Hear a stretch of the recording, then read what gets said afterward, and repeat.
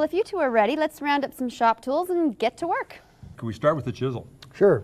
In fact, chisels and planer blades are very similar, so let's work with the two of them together. You have a flat surface on the bottom and then that single bevel on one side. And that's what they referred to earlier as that chisel grind on a knife. That wasn't really a chisel grind, it's because of this. Now generally, we'll work the area on the bottom. There's two little slots in the bottom of the sharpener, and the stones will fit right in there. And that gives you a larger flat surface. The first thing you want to do with a chisel or a planer blade is flatten the bottom. And this doesn't require any special technique. It's just a matter of going across the stones until you've taken all the burrs and everything off the bottom. Then what you're going to do is reproduce that angle, like there, and then from one side to the other, actually go across and sharpen the entire blade. Now we have another way of doing that. You can actually put the guards in, and whether or not this is easier for you, it depends on which you prefer. But here you can actually do it the same way. And with a planer blade, you would do it the same way. You would first clean up the bottom so there's no burrs and you've got a nice flat surface on the bottom. Match your angle, go from corner to corner, just right across. Now I start with the gray stones and I continue using the gray stones until, like pinking shears, they'll cut a piece of paper, and then I'll use the white stones until they'll shave hair. Nice clean edge is what you want. It just makes it a lot easier to do the job. That looks great. My dad's a woodworker. Would this sharpen a wood gouge? Yeah, you can do wood gouges as well. And here we've even found some other tricks that we've learned from some of our customers. We've got the little grooves there that we use for hooks. I'll show you that later. But on something like a round gouge, for example, the corner of the gouge can be placed in the groove and you can rotate all the way around. The inside of the corner is what you would use to go inside and clean up any burr that might have developed there. I've been using a belt sander for wood gouges, so I don't need to do that anymore. Well, a belt sander takes off a lot of metal and sometimes makes it hot. You get it too hot, you change the heat tree to the edge. How about things like paddle bits, wire cutters, or router bits? Okay, let's get into those. Now remember I showed you the material is very hard. It's capable of cutting any type of metal. Here in a situation like that, you would use it as a file. For example, on a paddle bit, the area that you're going to sharpen is here and here. Those are the areas that do the cutting. Now it won't cut your skin, it's just too smooth. So you can actually use your finger as a guide to maintain an angle, or you can slip it into a vise and tighten it up and just do it that way. Just continue stroking until you've got your edge. Do all 4 strokes. Some people also like to get the tip. This one doesn't have a really sharp tip. It just oftentimes will come so that it just comes together without having a point, and you can actually just create a point on there as well. On a router bit, I like to use the tool just because it makes it, the base with the tool, just because it makes it a little easier to work with. Sometimes they'll be just like this. Sometimes they'll have a little roller. In the case of a roller, remove the wheel. And you would just lay the flute right over the top. Now these things oftentimes are grimy with all kinds of wood pitch. We found that ammonia will clean the wood pitch off. They'll come out clean as new. So just get a little jar of ammonia, throw your router bits in, let them sit in there for a few hours. They'll come out clean. Otherwise, you're just going to clog up the stone with the pitch. And lay it right over the side. Sharpen it while watching television. It doesn't require a whole lot of effort.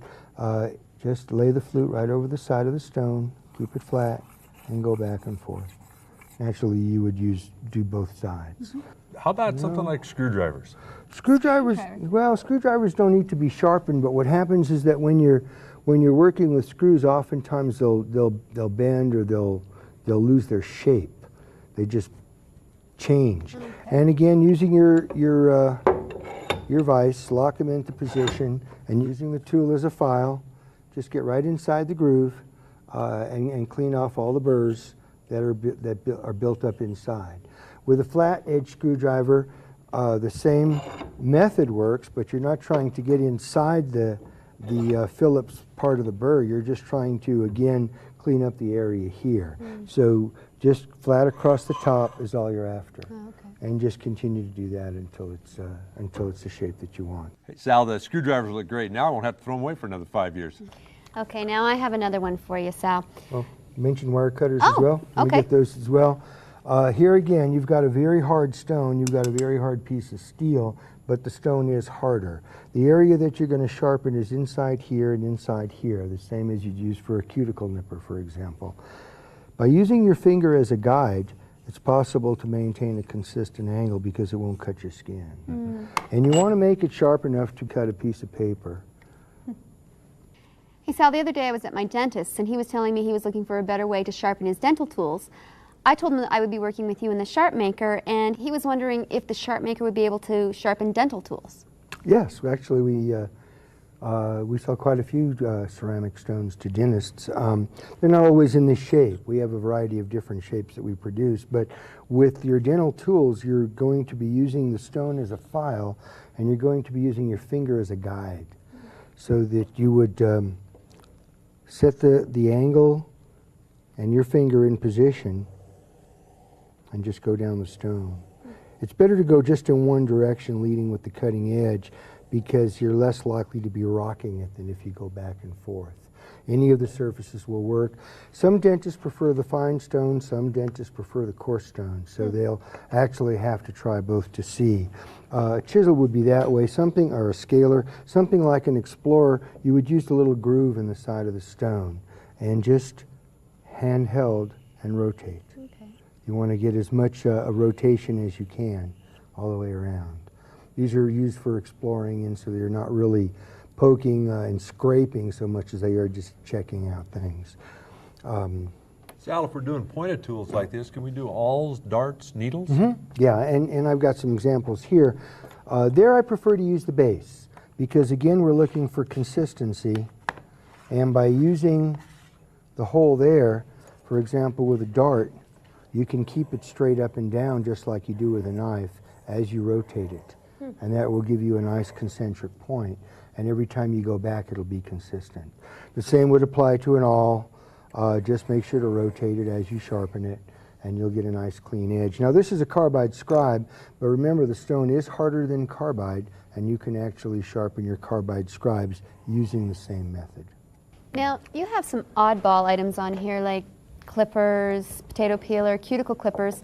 How do you sharpen those? In each case, you're going to use the tool, the stone as a file, and you're going to just work with the cutting edge. The cutting edge is there. Now you can keep it opened and work with your fingers on both sides, going back and forth, which will get both sides. Or occasionally I'll just work it closed. Put your finger on both sides and do the same thing. It doesn't take too much. These are not really hard steels. But the best way, again, is to see if you can cut a hair or a little piece of paper. Nails are pretty hard. If it'll cut paper or hair, it'll cut anything. A cuticle nipper the same way. You've got an angle there, you've got an angle there. Use your finger as a guide and just maintain your angle. 3 or 4 strokes. Same thing on the other side. Just 3 or 4 strokes. It usually doesn't take much to clean these up because you're going to maintain them. They work, most tools work best, all tools work best when they're sharp. And the longer you keep them sharp, the better off you are. Now this is an oddball that most people have, and they're very inexpensively made. So they don't come nearly as sharp new as they could be, which is kind of a shame because it's quite an invention. But here you have 2 blades that are coming together.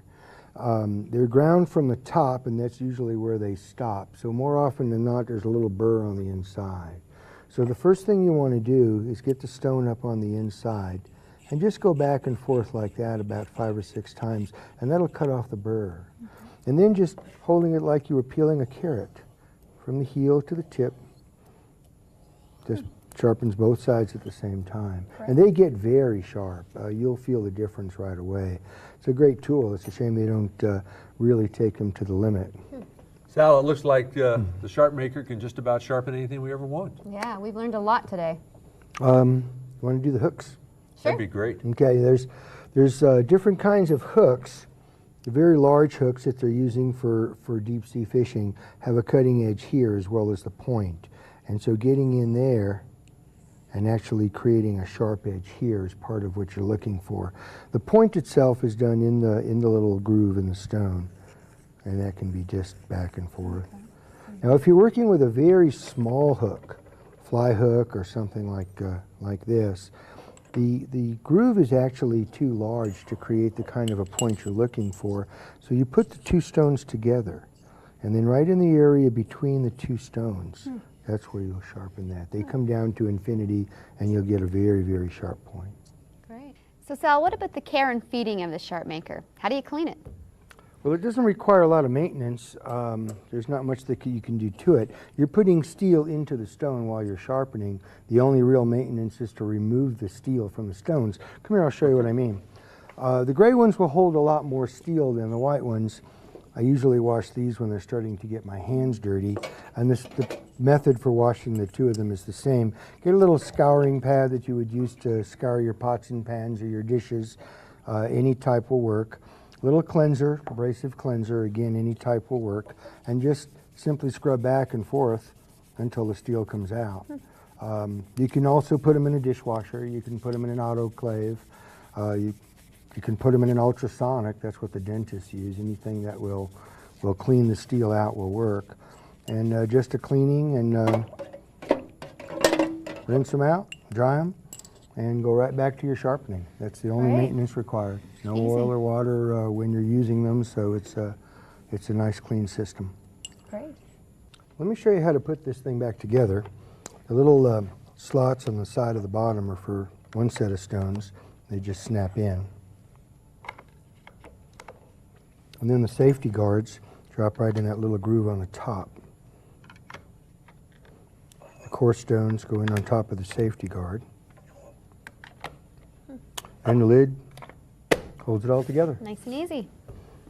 Sal, this has been great. I sure learned a lot and appreciate it very much. Yes, thanks a lot, Sal. Well, thank you very much. Hope this sharpens up your lives.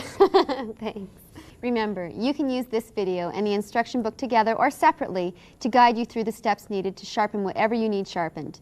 The sections of this video closely follow the sections of the instruction book. We did that to make it easy for you to find the information you need when you need it. You can easily fast forward or rewind to any particular part you want to review at any given time. Please follow the instructions and really make the Sharp Maker work for you. And remember, safety first.